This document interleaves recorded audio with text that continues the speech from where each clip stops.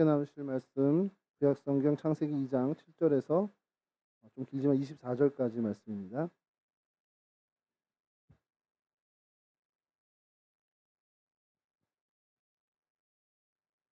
창세기 2장 7절에서 24절까지 저와 여러분 한 절씩 교독하도록 하겠습니다. 여호와 하나님이 땅의 흙으로 사람을 지으시고 생기를 그 코에 불어넣으시니 사람이 생명이 되니라.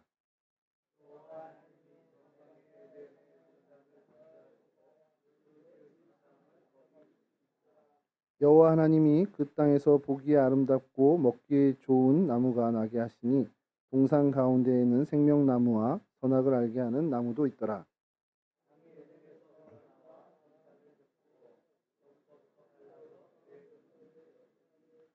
첫째의 이름은 비손이라 금이 있는 하울라 온 땅을 둘렀으며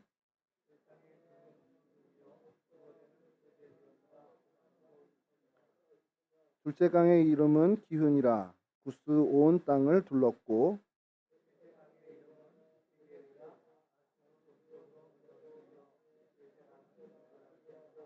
여호와 하나님이 그 사람을 이끌어 에덴 동산에 두어 그것을 경작하며 지키게 하시고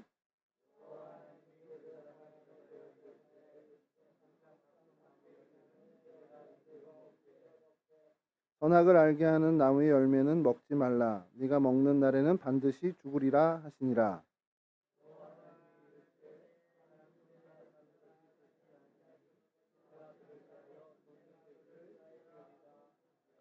여호와 하나님이 흙으로 각종 들 짐승과 공중의 각종 새를 지으시고 아담이 무엇이라고 부르나 보시려고 그것들을 그에게로 이끌어 가시니 아담이 각 생물을 부르는 것이 곧 그 이름이 되었더라.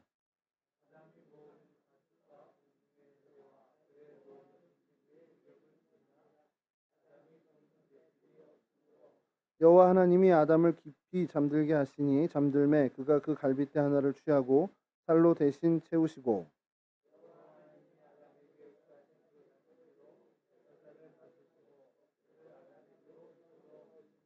아담이 이르되 이는 내 뼈 중에 뼈요 살 중에 살이라 이것을 남자에게서 취하였은즉 여자라 부르리라 하니라. 이러므로 남자가 부모를 떠나 그의 아내와 합하여 둘이 한 몸을 이룰지로다. 아멘. 예, 오늘 저희가 살펴볼 성경의 인물은 아담입니다. 굉장히 굉장히 어려웠습니다. 몇 달 전부터인 것 같은데 그래서 성경 속 인물 이야기면 아담은 해야 되지 않나라는 생각을 사실은 성경 속 인물 이야기라는 것을 좀 생각을 하면 사실 아담부터 시작을 했어야 되는 게 맞는데 제 실력도 안 되고 자료도 좀 찾기 어렵고 해서요. 아담은 좀 넣어놨다가 좀 천천히 자료도 좀 확보하고 또 어떤 관점도 좀 확보해서 해야 되겠다 생각을 했습니다. 오늘 여러분들과 함께 이 아담을 나눌 게 사실은 좀 관점이 조금 이제까지 저희가 성경 인물을 다룬 것과 좀 다릅니다. 그래서 그 사람의 성경에 나타난 행실이라든지 어떤 그 사람의 인생을 통한 어떤 교훈, 요것들을 저희가 계속 그런 방향으로 잡았는데 이 아담은 그냥 인간 전체를 좀 대표하는 사람이잖아요. 그래서 그 하나님이 인간에 대한 기대가 이 아담에 분명히 투영됐을 거라는 그 관점으로 좀 살펴보려고 합니다. 그래도 아담에 대해서는 잠깐 좀 살펴야 되니까 이 아담, 이름이 아담, 뜻은 이 뜻 자체가 사람입니다. 사람이고 불다라는 뜻의 어원이 되기도 합니다. 왜 불달까 하는데 이제 피가 도는 그것 때문이라는 설도 있어요. 그래서 붉은 피가 도는 존재가 사람이기 때문에 불다와 사람의 어떤 그 어원, 그 뜻이라는 거죠. 근데 이 아담이라는 단어가 어떤 어떻게 보면은 원형이 아닙니다. 이게 어느 단어에서 또 파생이 된 건데 그 원형이 되는 단어는 아다마입니다. 아다마. 아담, 발음을 제가 잘못해서 그런데 저 전에 있을 때 왕대일 교수님이라고 구약학 하시는 분은 아담하 이러시더라고요. 그래서 그 아담하 하면 무슨 뜻이냐? 그게 흙이란 뜻입니다. 땅, 흙, 티끌 이런 뜻을 갖고 있는 단어에서 아담 이렇게 나오는 그 뜻이 사람, 인간 이런 뜻을 갖고 있다는 거죠. 우리가 성경 인물을 이제 살펴볼 때 아버지가 누구냐 또 자녀가 누구냐 이거 많이 살폈잖아요. 가족 관계를 좀 살피는데 아담의 가족 관계가 있을까요? 배꼽이 없는 사람이라고 이제 이렇게 얘기하는데 가족 관계는 없습니다. 그저 하나님으로부터 말미암아 세상에 나온 첫 존재라는 것이죠. 최초 인간이기 때문에 가족 배경이 없다라는 것이 어떻게 보면 굉장히 그에게 외로움이 될 수도 있는데 그것을 하나님이 너무 잘 이해하셔서 가족을 만들어 주시죠. 뭐그 아담의 표현대로 정말 뼈 중에 뼈, 살 중에 살인 존재를 만들어 주십니다. 그래서 오늘은 성경의 아담과 관련된 내용을 좀 먼저 살펴보고요. 하나님이 아담을 창조하셨을 때의 의중을 저희가 좀 한번 유추해 보자라는 건데요. 첫 번째 성경에서 아담에 대해서 언급할 때는 그냥 삼위일체 하나님으로 말미암아 창조된 존재라는 것. 이것이 제일 먼저 이제 드러나죠. 그리고 또 하나는 그렇게 창조됐는데 그냥 막무가내로 혹은 그냥 뭐 엉겁결에 만든 게 아니라 하나님의 형상과 모양으로 창조됐다라는 것을 성경이 계속해서 강조를 합니다. 창세기 1장 26절인데요. 뭐 띄워주시면 제가 좀 읽어드리겠습니다. 하나님이 이르시되 우리의 형상을 따라 우리의 모양대로 우리가 사람을 만들고 그들로 바다의 물고기와 하늘의 새와 가축과 온 땅과 땅에 기는 모든 것을 다스리게 하자 하시고, 형상은 하나님의 모습을 모두 얘기하는 거고, 또 모양은 성품이나 어떤 그 속성을 얘기한다라는 이제 그 해석이 있습니다만, 이것이 됐든 저것이 됐든 하나님을 닮은 존재를 만든다라는 겁니다. 그러니까 하나님을 닮은 존재라는 것이 사실은 좀 신학적으로 이야기하면 하나님과 소통할 수 있는, 그러니까 하나님의 형상을 어떻게 좀 현대 신학에서 설명을 하냐면 관계성을 얘기를 합니다. 하나님의 형상을 그대로 입은 존재는 하나님과의 그 관계를 맺을 수 있는, 그리고 셋이 하나가 되는 관계성을 가지신 분이잖아요, 하나님께서요. 그런 형상, 그 관계성을 부여받은 것이 우리가 하나님의 형상이다라는 것. 이게 복잡하니까 이건 나중에 좀 기회 되면 말씀드리고, 여하튼 그런 하나님의 속성, 그 하나님을 닮은 그런 존재를 만드셨다라는 겁니다. 그러니까 무작정 뭐 이런, 야, 여기에 뭐 이런 존재가 하나 있으면 좋지 않겠어? 뭐 이렇게 해서 하신 게 아니라 정말 나와, 뭐 우리 분신이라는 표현을 쓰는데 뭐 성경적이진 않지만 이해를 돕는 표현으로 제일 좋을 것 같아요. 나와 정말 닮은. 여러분들 그런 감흥 없으세요? 이렇게 딱 어느 날 아들을 보는데, 야, 진짜 나랑 똑같구나. 이렇게 800에 이렇게 하고서 TV 보니까 그놈도 TV를 이렇게 보고 있어요. 그거 좀 뭉클하지 않으세요?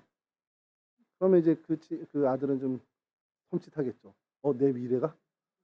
내 미래가 저래? 이렇게 막 섬찟할 텐데, 아들을 보면서 참 그런 거 느낄 때가 있거든요. 야, 진짜 닮았구나. 그러면서 어르신들이 예전에 했던 얘기 피는 못 속인다라는 거. 여러분, 그 닮은 아들 하나도 그런데 이거는 하나님께서 정말 자기의 온갖 내면의 속성과 이런 것들 하나하나 다 디자인해서 만든 존재가 아담입니다. 그리고 이 아담을 위해서 뭐까지 하셨냐면 온 세상을 만드신 거예요. 여러분, 천지창조가 하나님이 뭐 궁창도 만들고 바다 뭐 물고기 이거 만드는 게 그게 뭐 만드시는 취미가 있어서 하신 게 아니고 아담을 위해서 만든 겁니다. 아담에게 주시려고 정말 말도 안 되는 이 스케일의 이 온 우주를 만드신 거예요. 그런 존재입니다, 아담. 그리고 그렇게 이제 성경에서 이야기하고요. 그리고 또 하나 오늘 우리가 좀 많이 좀 주목해 보려고 하는 것인데, 하나님께서 아담을 흙으로 지으셨다는 거예요. 그리고 그 흙으로 지으신 아담에게 생기를 불어넣어 주셨고, 그래서 생명, 살아있는 영이 됐다라고 성경은 이야기합니다. 그리고 나서 아까 말씀드린 것처럼 우리 읽은 본문처럼 이 아담을 위해서 에덴 동산을 만드셨다라는 기록이 있고요. 또 아담에게 생육하고 번성해서 땅의 모든 것들을 케어하는, 돌보는 직임을 주셨다고.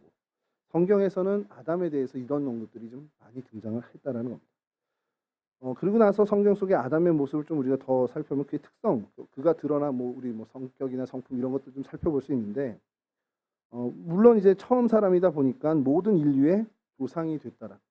이게 굉장히 존경받을 일 아닙니까? 정말 이 한반도의 시조라고 해가지고 우리 민족의 시조라고 해서 단군 왕검 얘기를 하면서 지금 뭐 학교에 동상 세우고 이러는 사람들의 움직임도 있잖아요. 그러니까 그런 존재도 그 정도로 추앙을 받는데 온 인류의 최초 시조입니다. 그러면 굉장히 존경받고 존중받고 해야 되는 게 마땅한데, 사실 아담은 그보다는 인류 타락에 대한 책임을 추궁당하는 존재로 사실 더 많이 거론되고 있다는 거죠. 안타까운 일이죠. 그래서 전 그런 생각을 해봐요. 하나님께서 그렇게 애지중지 만든 그 아담을 온 인류가 지금까지도 물론 믿는 이들이 더하지만 인류 타락에 선악과의 범죄 또 어쨌든 원죄가 인간에게 들어온 이것에 대해서 모든 추궁을 사실 아담에게 맞춰서 하고 있다라는 지금 뭐 하나님 곁에 있겠죠. 저는 그렇게 믿는데 거기서도 마음이 편치 않을까라는 생각을 합니다. 그렇게 처음 살아 모든 인류의 시조라는 그 특성을 가지고 그런 또 특징을 갖고 있고 또 흙에서 나서 흙으로 돌아가는 존재라는 것. 그러나 단순히 흙으로 만들어진 존재가 아니라 하나님의 생기가 들어있는 생명이었다는 것. 그것이 다른 짐승들과 비교되는 모습을 성경에서 계속 강조하고 있고요. 그리고 하나님으로부터 이 세상, 이 땅의 통치는 아닙니다만 정확히 통치라는 개념은 아니지만 돌봄을, 다스림을 이렇게 위임받았다는 것. 그리고 범죄 후에도 하나님의 은혜로 무조건적인 구원을 약속받은 존재였다는 겁니다. 여기서 좀 많은 신학자들의 논란이 있었던 게 있는데 그걸 잠깐 소개해 드리면요. 여러분 아담이 구원을 받았다. 아니다. 원죄를 저질렀는데 무슨 구원을 받아. 아담이 뭐 구원받을 수가 없다. 이렇게 의견이 나눠진다면 여러분도 어디에 좀 마음이 이렇게 좀 움직이십니까? 좀 손 들어보세요 하지 않을게요. 이게요. 신학적으로 굉장히 진짜 논란이 됐던 문제입니다. 하나님이 직접 지으신 최초의 인간입니다. 아담이라는 존재가 그렇게 대단한 존재거든요. 그 인간이 구원을 받지 못했다.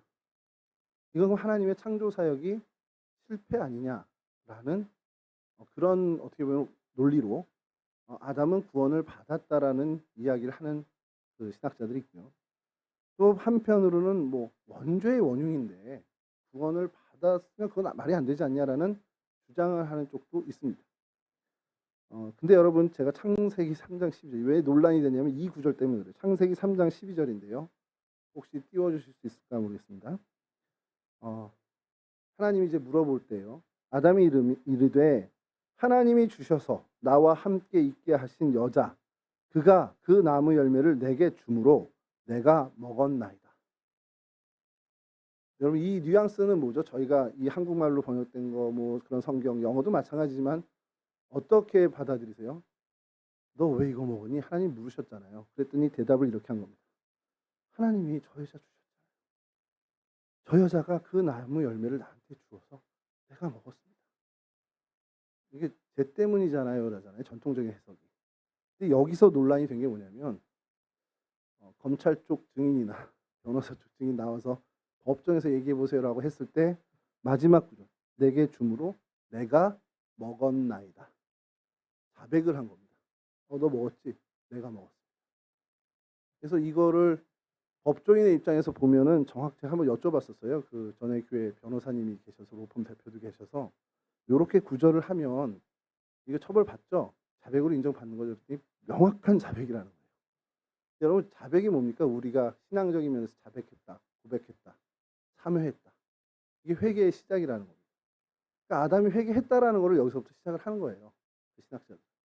그래서 회개한 아담이고 그 이후에 가인과 아벨 셋을 얻어서 하나님의 뜻을 쫓아 살았다. 물론 이제 에덴 동산 그 실락원을 했지만 에덴 동산에 쫓겨났지만 그래도 하나님을 따라서 하나님의 백성으로 살아갔다라는 것을 이야기하는 주장도 있습니다.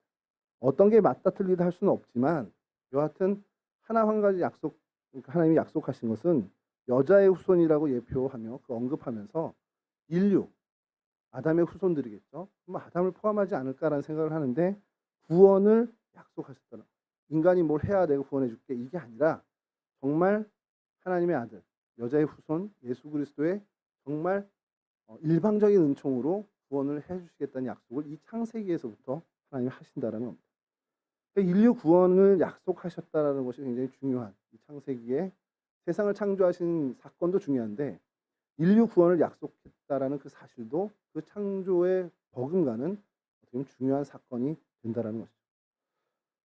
그리고 뭐 창세기 2장 19절 우리가 뭐 보듯이 뭐 동물 이름을 다 명명했다라고 해서 뭐 창의적인 사람이다, 통찰력 있는 사람이다라고 주장하는 그런 얘기 자료들도 있고요.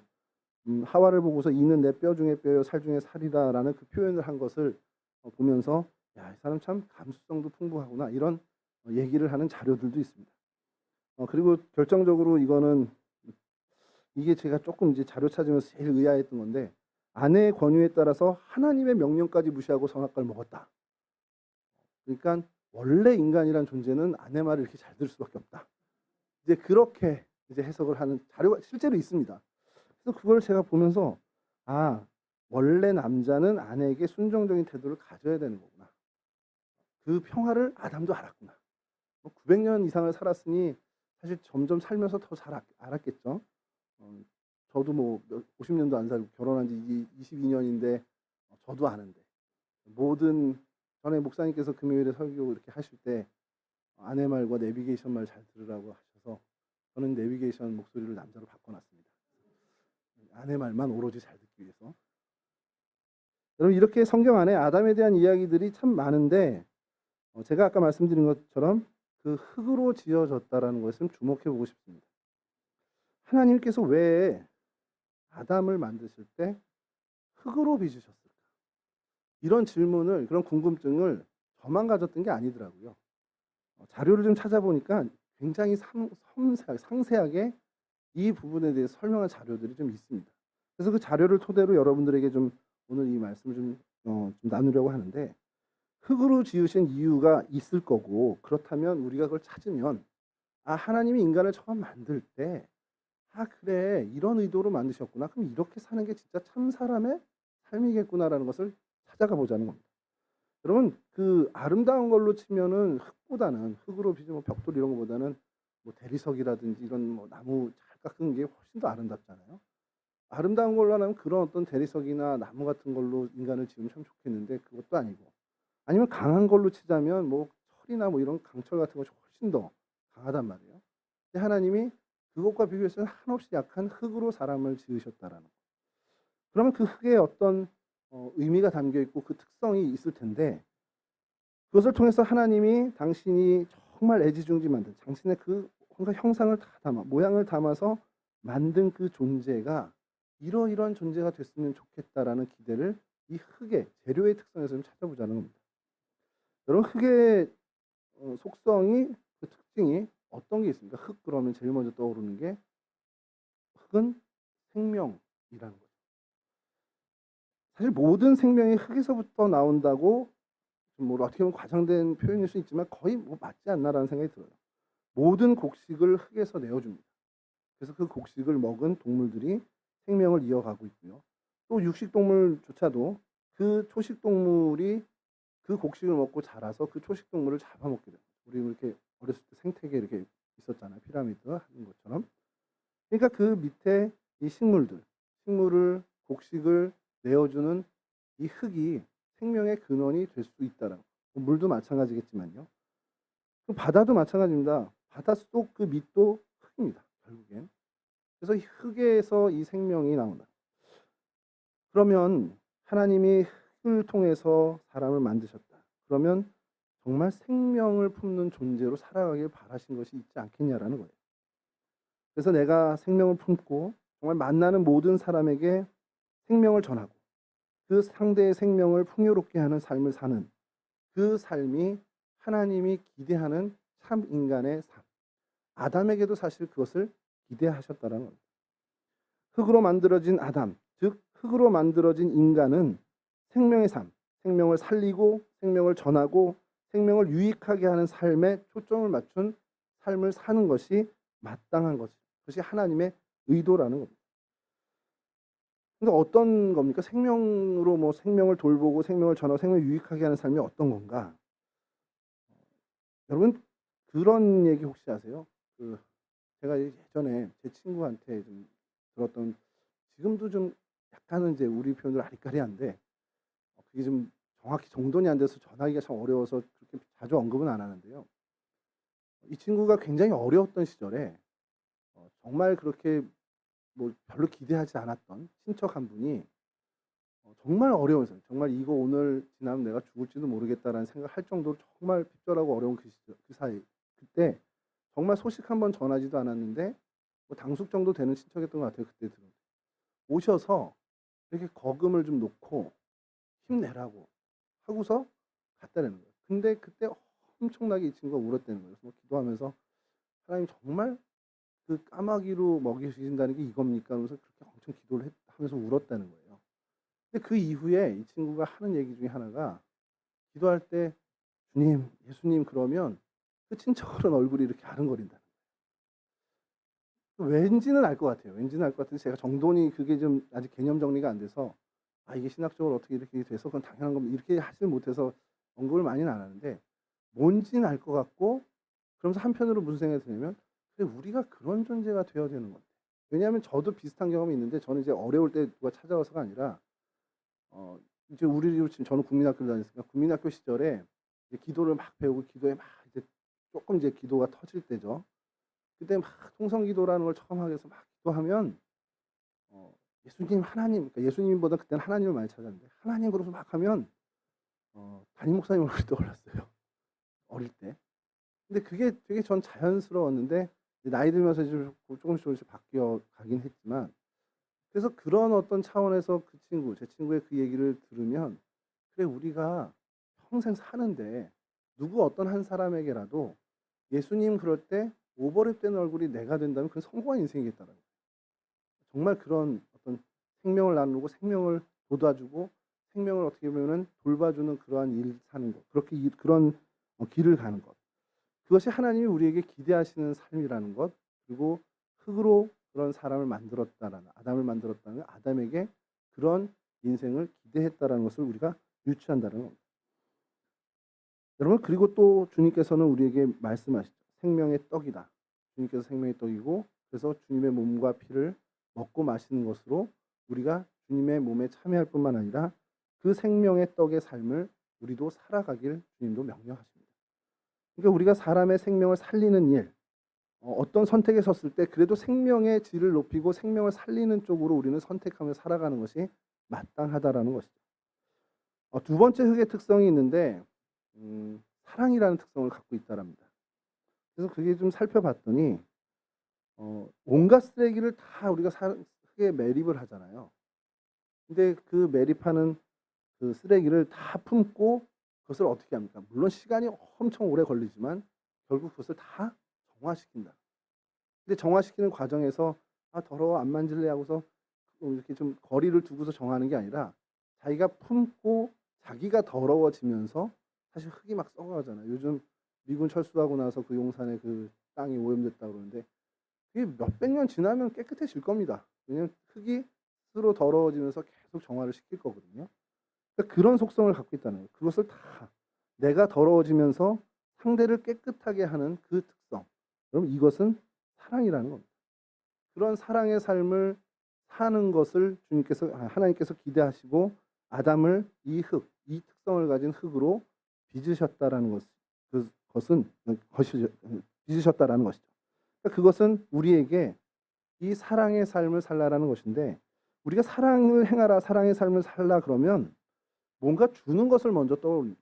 내가 갖고 있는 뭔지 그것을 좀 주고 저 사람을 도와주고 이걸 먼저 생각하는데 실은 그런 걸 주는 것보다 먼저 마음을 주는 것이 중요합니다.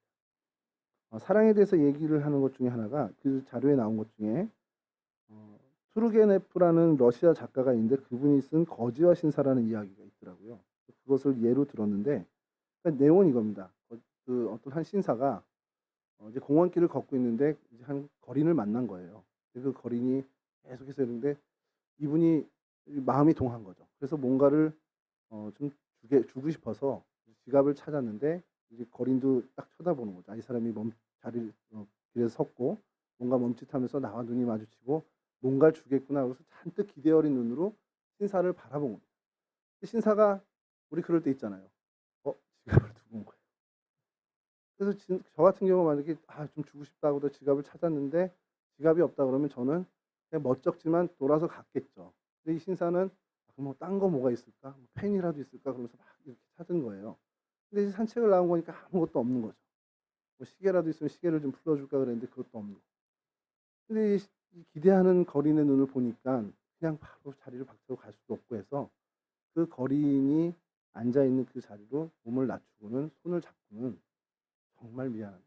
내가 뭔가를 꺼내려고 했는데 제가 가지고 있는 게 아무것도 없어요. 죄송합니다. 이랬다는 거예요. 그 이제 작품 내용이. 이 거린이 아닙니다, 선생님. 이미 선생님한테 저는 많은 걸 받았어요. 이러면서 얘기가 끝난다는 거죠. 뭘 받았다는 겁니까? 이제 그걸 저희 독자들에게 묻는 거죠. 그 마음을 받은 거죠. 뭔가 실제적으로 오고 간 건 없습니다. 뭐가 건네진 건 없지만 그 신사의 거린을 향한 그 마음, 그것이 동정이 됐든 긍휼이 됐든 뭔지 모르지만 그 마음을 건넸다는 거. 사랑이 거기서부터 출발한다라는 거예요. 여러분, 우리 누가복음 10장에 보면 선한 사마리아인의 비유가 나옵니다. 선한 사마리아인 비유가 정말 많은 이제 이 다각도에서 해석을 할 수가 있는데, 여러분, 이 사람의 선한 사마리아인의 그 어떤 도움이 왜 중요하냐면 이것은 그냥 단순 동정심이 아니라는 거예요. 이것은 사랑에 의해서 하나님으로부터 인한 사랑이라는 것을 확신하는데, 그 해석이 왜 그러냐면, 여러분, 내가 누군가를 봤을 때 돕고 싶은 마음이 들고 뭔가를 해주고 싶은 마음이 들어서 도와주잖아요. 그럼 사실 그걸 우리는 사랑으로 생각을 하는데, 동정과 사랑을 어떻게 구분하는 거예요? 정말 뭐 어떤 측은지심, 이런 어떤 동정과 진짜 하나님으로 기인해서 오는 그 사랑을 어떻게 구분하느냐? 이 선한 사마리아인 비유에 들어있다라는 겁니다. 뭐냐면요, 선한 사마리아인 이 사마리아 사람이 여리고로 내려가는 길에 그 강도 만난 사람을 만납니다. 그리고 자신이 짊어지고 주막으로 가죠. 그리고 거기서 치료해 줍니다. 그 돈도 다 비용도 되죠. 자, 거기는 비슷해요. 그러는 사람은 행여 있을 수 있습니다. 제사장이나 레위처럼 돌아가는 사람이 더 많겠지만, 소수지만 그렇게 사랑을 베푸는 사람, 어떻게 그런 인정을 베푸는 사람은 덜어 있습니다만, 중요한 것은 이 누가복음 10장의 선한 사마리아인은 이튿날이 되어도 그게 변하지 않았다. 이게 무서운 겁니다. 진짜 사랑은 지속성에 있다라는 것, 반복성에 있다라는 것. 그래서 우리가 내 마음이 막 이렇게 움직였을 때 정말 측은지 생기고 정말 뭔가 돕고 막 애썼어요. 이게 반복적이고 지속성을 갖는다면 하나님으로부터 기인돼서 온 사랑이 맞습니다. 근데 그날 하고 그 다음부터는 정말 그 마음이 안 든다 그러면 일시적인 동정에 가까울 수 있다. 하나님이 우리에게 요구하시는 것은 이런 사랑의 사랑, 마음을 주는 것부터 시작한 지속성을 가진, 반복성을 가진 그런 사랑의 삶을, 진짜 사랑의 삶을 살기를 원하신다는 겁니다. 그래서 흙으로 사람을 빚으신 그런 하나님의 의도를 우리가 발견하게 된다는 거죠. 그리고 세 번째 정직의 특성은요, 정직함이라는 겁니다. 콩 심은 데 콩 나고 팥 심은 데 팥 난다라는 속담 잘 아시듯이 땅은 콩을 심으면 콩이 나고요, 팥을 심으면 팥이 납니다. 저기 청와대로 안 들어가고 용산으로 가신 절대 권력자가 바나나를 좋아해서 그 땅한테 가서 오이를 심고 바나나 좀 내놔. 그러면 그 땅이 바나나를 낼까요? 사람은 바나나를 낼 수 있습니다. 근데 그 땅은 오이를 심었으면 오이를 내준다. 그 땅은 수박을 심으면 수박을 내준다. 이 얘기를 예전에 청년들하고 이런 비슷한 얘기를 하다가 했더니, 돈이 심으면 돈이 나오나요? 이제 묻더라고요. 그래서 그건 아니고 흙은 모든 식물을 그대로 받고 그 사람이 어떤 사람이 그 사람이 원하는 것의 문제가 아니라 자신이 해야 될 것들 정직하게 수행하는 것만 한다는 거죠. 이게 굉장히 중요한 것 중에 하나가 우리의 삶이 그렇게 돼야 된다는 겁니다. 하나님이 기다리는 삶은 정직하고 바르고 올곧은 삶이라는 거예요. 이 사람이 유력하다고 해서 이 사람한테 더, 저 사람이 좀 부족하다고 해서 저 사람에게는 덜, 이런 거 하지 말라라는 거예요. 누구든 그 사람, 모든 사람의 가치가 같은 등가의 원칙을 갖고 사람을 대하라는 거. 그런 흙의 정직함을 갖고 살라라는 겁니다. 그것이 하나님의 사람, 참 사람으로 산다라는 것이고, 그렇게 살아갈 때 우리가 거하는 이 세상이 하나님의 뜻에 가깝게, 하나님이 원하시는 세상에 좀 더 근접한 세상의 모습으로 변화될 수 있다는 것을 이야기합니다. 마지막으로 네 번째 흙의 특성은 도구됨이라고 이제 설명을 하는데요. 이것이 좀 저희 그리스도인들에게 굉장히 중요한 것인데, 흙은 불에 타지 않죠. 근데 얘가 물하고 반죽이 돼서 불에 타게 되면, 불에 닿게 되면 단단한 도구가 됩니다. 도자기를 굽듯이 그릇을 굽는 건데. 그래서 우리 저기 이사야 64장에 나오는 주는 토기장에 나는 진흙이라는 그 찬양도 있잖아요. 그래서 정말 나를 주장하지 않고 모든 것 토기장이 그 주인의 손에 맡긴다는 것. 그렇게 빚어질 때도 나를 주장하지 않고 토기장인 주인께 맡기는 것을 넘어서서 지음을 받은 후에도 어떻게 사용될지조차도 관여하고 자기가 아무 관심을 안 갖는. 나 이렇게 빚어주셨으니까 이 분야에 나를 사용해 주세요. 이렇게 빚었으니까 이런 데에 나를 써주세요. 라는 주장을 전혀 하지 않는다는 겁니다. 지음을 받기 전, 그리고 지음 받는 순간, 또 지음을 받은 후에도 오로지 주님의 마음, 주인의 마음대로 되어지기를 원하고 또 그렇게 아무 불평 없이 나아가는, 그게 바로 이 흑의 특징이라는 것이죠. 여기서 제일 많이 제가 좀 찔렸는데, 나는 진짜 하나님한테 요구하는 게 너무 많았구나. 하나님이 다 더 저보다 저를 잘 아셔서 훨씬 제가 선택한 삶보다 훨씬 좋은 삶을 주셨음에도 불구하고 그것을 매 순간 깨달으면서도 나는 여전히 하나님 이렇게 해주세요, 저렇게 해주세요, 내 요구를 많이 하고 있구나라는 반성을 좀 하게 됐습니다. 근데 하나님께서 아담을 흙으로 지으시면서 기대하신 것은 하나님한테 온전히 맡기는 삶을 살라는 거예요. 내 생각, 짧은 내 생각, 정말 어설픈 내 생각으로 하나님께 자꾸 요구하거나 얘기하거나 불평불만하는 것이 아니라 정말 하나님을 철저히 믿는, 하나님이 토기장이시고 나보다 나를 더 잘 아시고 나에 대해선 최고의 것을 주시는 분이라는 믿음을 갖고 하나님께 자신을 온전히 맡기는, 그래서 하나님의 의도대로 나를 사용하실 수 있는 그 삶을 살라라는, 그게 진짜 사람의 모습이라는 거예요. 그러니까 이게 하나님이 기뻐하시는 모습이야, 이게 하나님께 영광 돌리는 모습이야, 이걸 떠나서 진짜 하나님이 만든 창조 때 만드신 사람의 모습은 이래야 된다는 거예요. 참 사람의 모습. 여러분 좀 이따 좀 말씀드리겠지만 이 참 사람의 모습을 이루신 분이 주님이시에요. 우리 예수님. 그래서 두 번째 아담이라고 얘기하잖아요. 첫 번째 아담은 실패했습니다. 그 적어도 죄의 문제에서는 실패를 했는데, 그래서 하나님께서 두 번째 아담을 예수님으로 삼고 이 실패한 아담의 모든 죄의 문제를 해결하셨는데, 가만히 보세요. 우리 예수님의 이 삶에, 그리고 그분의 사역에 나타난 모습들이 이 흑의 특성과 한번 연결해 보십시오. 완벽하게 드러났습니다. 죽기까지 철저히 하나님께 다 맡기는 그 모습. 그래서 우리는 그럼 어떻게, 하나님이 이렇게 원하시고 뜻하시는 그 분야가 있으면 그게 쉬울까? 그런 고민이 생기잖아요. 그래서 성경에 보면, 전에 저희가 성경 속 인물 중에 사도 요한을 한번 살펴본 적이 있는데 그 사람이 제일 먼저 떠오르더라고요. 제가 뭐 요한에 대해서 어떤 그 긍휼의 마음이 생긴 건지, 여러분 유대 여자들이요 대개 한 15세에서 18세가 결혼 정년기였습니다. 그러니까 마리아가 그때쯤 결혼하고 하려고 해서 요셉으로 인해서 막 이렇게 결혼 오고 약혼녀가 됐을 때 대략 그 정도 나이가 됐을 거라는 거죠. 그러면 이제 주님이 우리가 알고 있듯이 한 33 요때 공생애를 하시고 33쯤에 승천을 하셨다면, 마리아가 50 정도? 많아야 50 정도고 이후에 한 90세쯤에 죽은 것으로 전승에게 나타나는데요. 그럼 약 40년 정도를 이제 주님이 부활하시고 승천하신 다음에 생명이 지속됐을 겁니다. 근데 주님께서 십자가에서 요한에게 마지막 부탁을 하시죠. 무슨 부탁입니까? 내 어머니다. 이 한마디로, 주님의 동생이 많았는데 왜 요한에게 맡겼을까? 저는 지금도 그게 의문인데, 여러 주석의 여러 해석들을 좀 보면서 그것도 좀 결론을 내고 있습니다만, 요한에게, 그 믿을 만한 요한에게 주님께서 맡기셨어요. 그럼 그때 당시 요한이 한 20대라고 해도 40년이니까 60대 중후반 혹은 70까지도 우리가 생각할 수 있습니다. 그 40년을 할머니 봉양하는 걸로 그 삶을 살아갑니다. 여러분 그 시절이 어떤 시절입니까? 친구들이, 동기동창들이 막 날아다니는 시절이에요.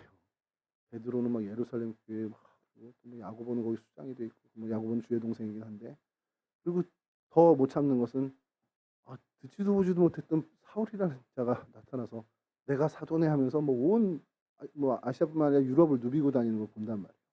그 교회 지도자로 영향력을 행사해 가는 걸 봅니다. 요한이 누굽니까? 예수님의 사랑을 가장 많이 받았던 사람, 가장 사랑하는 총애를 받은 난데, 나는 아무것도 아닌 존재고, 당시에 정말 우리 학교 다닐 때 그런 친구 있잖아요. 하나 주목받지도 못했는데 그 친구가 너무 잘 나가는, 뭐 그런 거에 시샘을 안 내시나 본데 저는 좀 마음이 불편해져서 그런 마음이 아니었을까. 근데 그게 쉽지 않았을 겁니다. 왜냐하면 그의 별명이 보아너기였습니다. 다혈질의 사람이었어요. 견디지 못하는 사람입니다. 근데 그거를 마리아를 봉양하는 것으로 자기를 날마다 죽여요. 그래서 제가 그 생각을 해봤어요. 많은 사도들이 다 순교했잖아요. 요한만 뭐 순교 안 했다고 이렇게 얘기하는데 그 사람은 맨날 죽고 산 거 아닌가라는 생각이 들어요. 매일 순교하면서 산 건 아닌가. 자기 의지 다 죽이고 분노 죽이고 자기 화 죽이고 주님이 그냥 명령하신 주님의 뜻 하나 그냥 마리아 복양하는 걸로 40년을 살았다. 이게 여러분 하나님이 기대하시는 아담을 흙으로 빚으신 참 사람의 모습에 근접한 모습이 아니겠냐라는 거예요. 저와 여러분도 마찬가지입니다. 우리 인생 가운데 하나님께서 뭔가 우리에게 요구하시는 삶, 나를 이것을 위해서 부르셨다라면 그냥 묵묵히 아 하나님 뜻이구나 하고서 우리가 이 요한의 자세로 내가 하고 싶은 것들 다 억누르고 아니, 나를 이렇게 대접해 그런 마음까지 다 누르고 그 하나님의 일에만 집중하면 된다는 거예요. 그럼 어떤 일이 벌어집니까? 요한에게 하나님이 어떤 것을 보상하셨죠? 요한복음과 요한 1, 2, 3서를 어떻게 보면 기록할 수 있을 정도의 큰 은혜를 정말 상상할 수 없는 은혜를 주셨을 뿐만 아니라 주님이 이 땅에 재림하시는 그날 이 사람만 봤습니다. 지금까지 아직 2022년 살아온 역사가 지속되는 동안 요한만이 주님의 재림의 날을 두 눈으로 목격한 유일한 사람입니다. 주님께서 그러한 값진 보상을 주셨다는 거예요. 물론 우리가 보상 때문에 하는 건 아니지만 우리가 정말 신실하게 주님의 뜻을 위해서 주님께 불평분만 없이 나에게 맡겨주신 일에 최선을 다해 살면 그렇게 신실한 삶을 살면 주님은 간구하고 계시지 않는다는 거예요. 주목하고 계시다는 것이고 주님은 틀림없이 주님의 것으로 갚아주신다는 겁니다. 여러분 이 네 가지 특성이 있는데 이 네 가지 특성만을 가지고 참 사람으로 살 수 있느냐? 부족합니다. 뭐가 더 필요하면 왜냐하면 들짐승들도 다 흙으로 지었다고 성경에 얘기했잖아요. 오늘 본문에. 뭐가 더 필요합니까? 하나님의 생기. 정말 하나님의 영이 들어와 생명이 되는 영적 존재가 되어야 한다. 사실 이게 굉장히 중요합니다. 생명을 사전에서 찾아보면요. 살아있는 생명, 살아 움직이는 영. 사람이 하나님의 생명을 받아 하나님과 교제하며 살아가는 영적 존재. 이렇게 주석들은 설명을 하고 있습니다. 그러니까 하나님과 소통하고 하나님과 교제할 수 있는 처음 얘기한 형상을 받은 것과 같은 거의 같은 의미의 이야기입니다. 자, 이런 하나님의 영을 받아서 영적인 것을 추구하는 영적인 존재로서 이 흙의 특성을 갖고 살아가야 되는 게 참 인간인데 그렇게 살았나요? 현실은 어떻습니까? 요건 이제 짧게 얘기하겠습니다. 그럼 네 가지 특성 중에 생명의 특성을 갖고 있는데 우리 안에 생명이 있냐? 성경은 뭐라고 얘기하냐? 마태복음 23장 27절에서 28절인데요. 화 있을진저 외식하는 서기관들과 바리새인들이여 회칠한 무덤 같으니 겉으로는 아름답게 보이나 그 안에는 죽은 사람의 뼈와 모든 더러운 것이 가득하도다. 이와 같이 너희도 겉으로는 사람에게 옳게 보이되 안으로는 외식과 불법이 가득하도다. 우리가 그 안에 생명이 아니라 죽은 사람의 뼈와 같은 온갖 더러운 것들이 있는 존재라는 겁니다. 성경은 사실 처음부터 끝까지 저희가 타락 이후의 인간이 이런 존재라고 얘기해요. 너희 안에 무슨 생명이 있어. 아무 희망도 없어. 너희는 그런 존재라고 성경은 그렇게 선언을 하고 있죠. 그럼 사랑은 있냐? 사랑은 있냐? 비슷한 사랑은 있습니다. 마태복음 5장 40절에서 40절 성경의 평가입니다. 너희는 너희를 사랑하는 자를 사랑하면 무슨 상이 있으리요? 세리도 이와 같이 아니하느냐? 또 너희가 너희 형제에게만 무난하면 남보다 더하는 것이 무엇이냐? 이방인들도 이같이 아니하느냐? 끼리끼리 아는 사람끼리 좋아하는 사람끼리 마음에 드는 사람끼리 있는 사랑은 한다는 겁니다. 우리가. 근데 그거 말고 하나님이 아끼는 것 아끼고 하나님이 사랑하는 것 사랑하고 아무 조건 없이 하나님이 사랑하니까 하나님이 주목하니까 하나님이 아끼시니까 나도 사랑하고 주목하고 아끼냐? 아니라는 거예요. 니네 그러지 않잖아. 주님께서 성경을 통해서 우리에게 그렇게 선언합니다. 너희는 보면 구분하고 사랑하잖아. 근데 흙은 구분 없이 다 품어요. 이 쓰레기는 안 돼. 이건 재활용 안 되니까 이거 일반 쓰레기니까 괜찮아. 이렇게 안 한다라는 거예요. 모든 것을 다 품는 것처럼 그런 사랑 우리한테 있냐? 없다라고 성경은 이야기합니다. 그럼 정직하게 사는가? 이건 그냥 패스하시죠. 우리 안에 현실에 성경에서 사람을 정직하게 보는가? 뭐 정직한 사람이 덜어 있었지만 정직하게 산다라고 성경은 절대 사람을 인정하지 않습니다. 정말 바르다기보다는 정말로 왜곡된 어떻게 보면 휘어진 삶을 사는 것이 인간이라고 성경은 늘 일관되게 얘기해요. 근데 그게 성경에만 이야기가 아니잖아요. 저희가 우리나라 뭐 멀리 갈 것도 없이 저희 나라를 보시죠. 이게 어느 사회학자가 분석을 했는데 식민 지배를 받았던 나라들이 보이는 특성이라고 하더라고요. 그래서 이게 편법과 어떻게 어떻게 보면은 그 수완 이런 것들이 막 강조돼서 오히려 편법이나 수완이 좋은 사람이 더 인정받는, 그렇게 생존력이 좋은 사람을 더 인정하는 것도 사회적 분위기가 어떻게 보면은 식민지배를 받았던 사회에서 공통적으로 나타나는 거랍니다. 그러니까 친일 청사는 어떤 친일 인명사전 이것도 중요하지만 부정직함의 근원이 되는 어떤 이런 부분들을 좀 걷어내는 것부터 사실 시작되는 것이 필요하다라는 그런 얘기가 있는데, 그런 것처럼 저희가 정직하게 살고 있냐 그러면 그렇지 않다라는 거죠. 그러면 도구됨으로 우리가 살아가느냐? 이사야 53장 6절입니다. 성경은 저희를 이렇게 봅니다. 우리는 다 양 같아서 그릇 행하여 각기 제 길로 갔거늘 여호와께서는 우리 모두의 죄악을 그에게 담당시키셨다. 그러니까 우리는 제 길로 가는 존재, 사사기의 표현처럼 각자 소견에 옳은 대로 사는 존재들이라고 성경은 이야기하고 있습니다. 그러니까 우리가 하나님이 참 사람으로 이런 삶을 살게끔 지으셨고 만드셨는데, 이 원죄라는 게 얼마나 무서우냐면 이걸 다 흐트러뜨린 겁니다. 생명의 특성도, 사랑의 특성도, 정직함의 특성도, 도구됨의 특성도 다 없어지게 만드는 그 정말 어마어마한 사건이 이 원죄의 사건이라는 거예요. 그럼 생명의 삶, 영적인 삶을 사느냐? 이건 뭐 말할 것도 없죠. 뭐 로마서 3장에서 말씀하신 것처럼 기록된 바 의인은 없나니 하나도 없으며, 하나님은 의인이 없다고, 영적으로 사는 인간 없다, 그렇게 선언하고 계시는 거나 마찬가지라는 거죠. 여러분, 사람이 영적인 삶을 추구하지 않으면 어떻습니까? 생명의 삶을 살지 않는다면 짐승하고 똑같죠. 짐승하고 나을 게 없습니다. 지적 능력이 좀 뛰어난 짐승일 뿐입니다. 하나님은 그렇게 만든 게 아니죠. 하나님은 그 영적인 것을 추구하는, 이 어떻게 보면 세상의 육적인 것이 아니라 영적인 것을 추구하는 그러한 존재로 만드셨는데, 우리 인간의 실상은 그렇지 않다. 그러니까 성경이 인간에 대해서 이렇게 선언하는 이유는 반복해서 말씀드리지만 바로 이 죄 때문입니다. 자, 근데 이런 우리에게 희망을 주신 것이 바로 두 번째 아담인 예수 그리스도라는 겁니다. 우리 이런 특성 다 잃어버리고 사는 존재입니다. 영적으로도 사실 어떻게 보면 주력하고 살지 못하는 존재인데, 예수 그리스도께서 이 땅에 오셔서 그 죄의 문제를 해결해 주심으로써 우리가 다시 정말 하나님의 은혜를 얻고 성령의 인도하심을 받는다면 흙의 특성을 가지고 살아가는 그러한 존재가 될 수 있는 희망을 우리 가운데 주셨다는 거예요. 하나님과의 소통을 열어주셨고 하나님과의 관계를 회복시켜 주셔서 하나님의 영이 우리 가운데 와서 우리가 하나님의 영에 지배받고 영적인 존재로 이 흙의 특성을 갖고 살아갈 수 있는 존재가 될 수 있는 가능성을 열어주셨다는 겁니다. 그것이 두 번째 아담 예수 그리스도에 의해서 열렸다는 거죠. 그러니까 여러분, 이제 우리가 할 일은 하나님의 기대가 뭔지 알고, 하나님이 사람에 대해 참 사람의 삶이 이거구나라는 것을 기대한 그 의도와 기대를 알기 때문에 이제 본래 아담 모습, 참 사람의 모습으로 살아가는 데 주력해야 한다는 겁니다. 생명의 삶을 살아야 됩니다. 사랑의 삶을 살아야 되고 정직함을 갖고 살아야 되며 하나님의 도구됨을 내 스스로 인정하고 하나님께 나를 온전히 맡기는 삶을 살아야 하는데, 이 모든 것이 내 능력이 아닌 정말 성령 하나님의 인도하심으로 하나님께 온전히 맡김으로 우리가 살아갈 수 있다는 것을 믿고 나가야 한다는 거죠. 여러분, 하나님이 기대하시고 의도하신 본래 아담의 모습, 정말 그 사람의 모습으로 근접한 삶을 사시기를 주님의 이름으로 축원합니다.